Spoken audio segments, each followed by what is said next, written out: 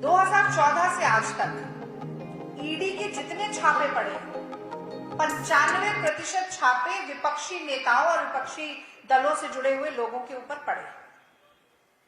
पिछले 5 साल में 44 बड़ी छापामारी एनआईए की, आईटी की और ईडी की देश के मीडिया हाउसेस और जर्नलिस्ट पर पड़े हैं, जो कि वही सवाल पूछते हैं जो आज कांग्रेस पार्टी भी पूछ रही है। उसी तरह से सरकार को कटघरे में खड़ा करने का काम करते हैं, तो उनके ऊपर भी एनआईए के, ईडी के, आईटी के छापे पड़ते हैं। और यही नहीं, सारी जांच एजेंसीज को कठपुतली की तरह नचाकर अपनी प्रतिशोध की ज्वाला मोदी जी किस तरह से शांत करते हैं, ये तो अभी राजस्थान में चुनाव के दौरान और छत्तीसगढ़ में चुनाव के दौरान जो छापेमारी चल रही है, उस बात से समझ आ जाता है।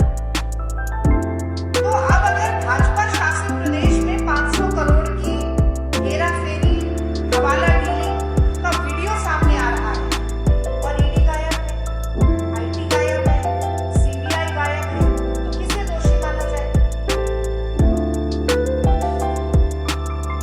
ईडी के जो डायरेक्टर थे अभी सितंबर में इसी साल सेवानिवृत्त हुए, उनको बार-बार एक्सटेंशन देने का काम मोदी जी कर रहे थे, बावजूद इसके कि सुप्रीम कोर्ट ने कहा कि इलीगल है। तो किसके इशारों पे ईडी नाच रही है? और अब अगर उस ईडी का रुख यहां नहीं होता है, तो इसकी जिम्मेदारी क्या मोदी जी के कंधों पर नहीं आती? न खाऊंगा न खाने दूंगा। कांग्रेस से सवाल पूछना बहुत आसान है। छत्तीसगढ़ में अभी बोल रहे थे कांग्रेस से सवाल पूछना, राजस्थान जा रहे हैं कांग्रेस से सवाल पूछना।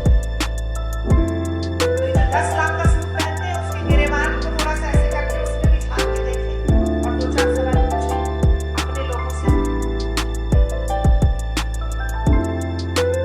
फिर मैं चुनाव आयोग की भी बात करना चाहती हूँ। मुझे लगता है कि लोकतंत्र का सबसे बड़ा पर्व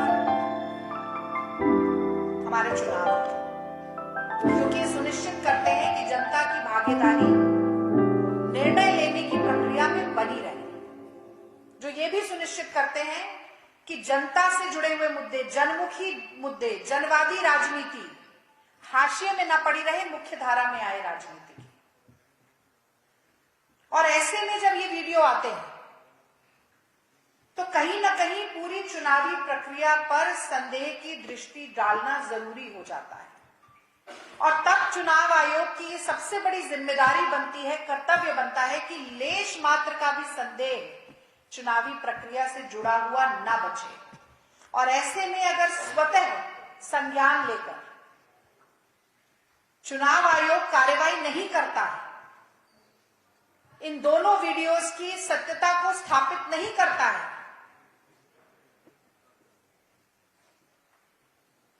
तो चुनाव आयोग के ऊपर भी संदेह की दृष्टि होगी। और आज मैं समझती हूं कि गेंद चुनाव आयोग के पाले में है। आप कितनी स्वच्छंदता के साथ, कितनी निष्पक्षता के साथ काम करते हैं, ये आज आप साबित कर सकते हैं। लेकिन उसके लिए त्वरित कार्रवाई करनी होगी। चुनाव निकल जाएगा, उसके बाद कहीं कोई पिटीशन लगेगी, वो कहते हैं justice delayed is justice denied. वही प्रक्रिया अगर चलती रही तो कोई फायदा नहीं।